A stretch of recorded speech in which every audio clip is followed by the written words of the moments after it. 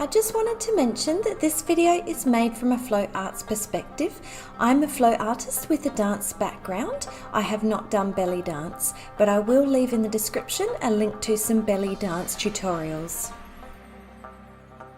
A flutter is a back and forward motion of the wrist, similar to turning a key or starting the engine of your car. It is a back and forwards flick. You can increase the speed. It is not an entire movement of the arm, but just in the wrist, hand and fingers. You can flutter to the front.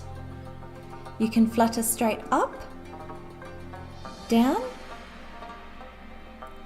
You can flutter on an angle to your feet and an angle to your head.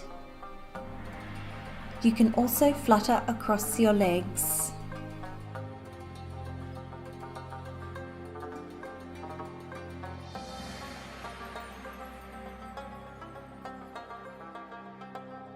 You can flutter horizontally across your body.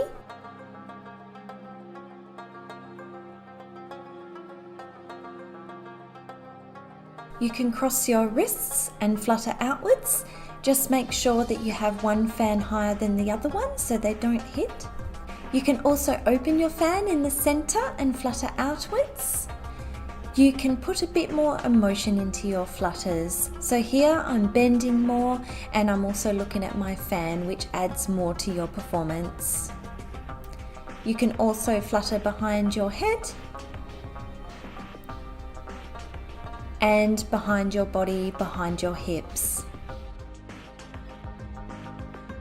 You can flutter horizontally to the side.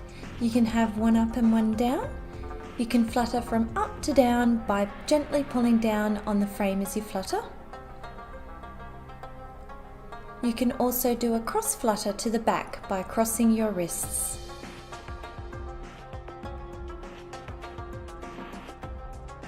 You can flutter over the top of your head.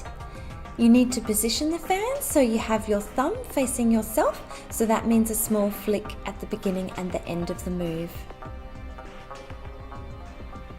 You can also flutter horizontally up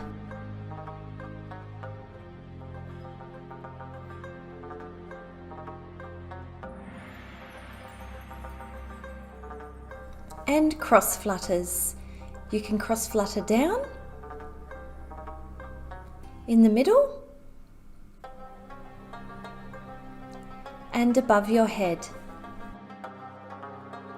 There are also flutters with turns, but we'll do that in another tutorial. Waves are an up and down motion of your arm, but it also involves your hands as well. Notice how the wrists leads and the fingers and hand are lagging behind. This gives it a beautiful snake or wave effect, and therefore it won't look as stiff. Notice here how with the frame it goes first, so my arm and my hand is going in an up and down motion with the frame, and then the trail will lead behind.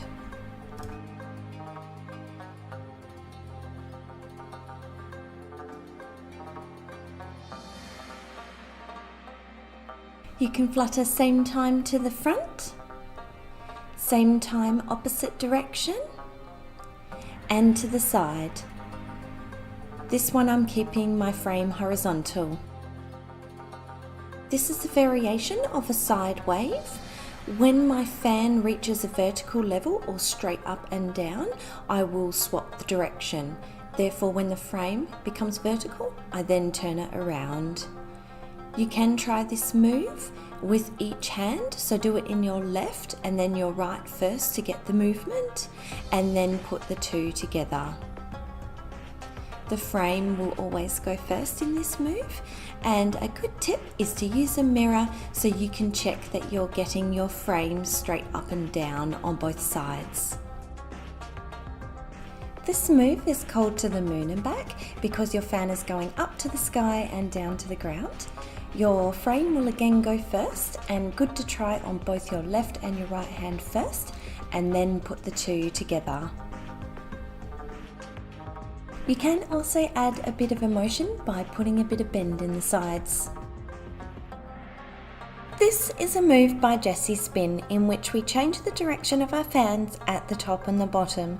I will leave a link to her 5 fan tutorials in the description.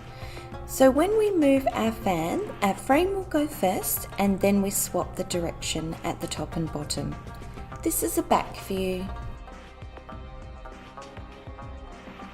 And sometimes the wind is not your friend.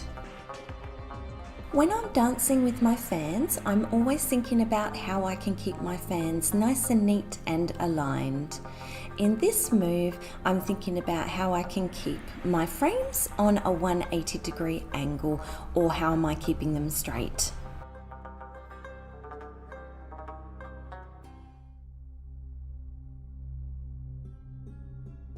And now for a little bit of tech. A plane is a path your prop travels according to the artist's orientation. So in this case, we're in wall plane, we're facing to the front. So if you were to think about a wall standing in front of you, are your fans nice and straight in relation to that wall? Try and keep the lines straight and try not to tilt them. This is a wave side to side. My fans switch back and forward as to which one is up and which one is down. On my right side, my thumb will be up, and on my left side, my thumb will be up. So they go back and forward as to which one is up and which one is down.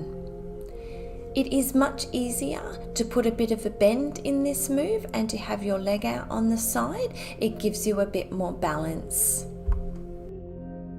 And finally, our last move, the butterfly or figure 8. To do this move, lead with your frame up and over your head and outwards. Meet with your little fingers up in the center. So my fans will be facing upside down, then go down and out to the sides and meet in the middle.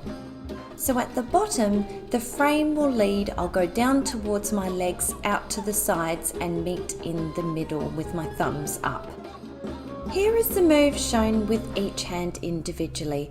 Note how the frame leads up, out to the side, meets in the middle, then comes down again and out to the side, meets in the middle.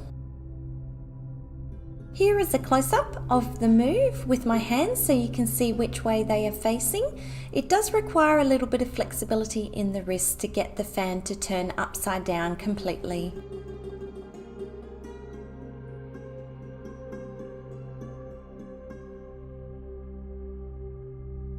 Here is the back view of each hand individually. Again, it can be quite helpful to try this move with one hand and then the other.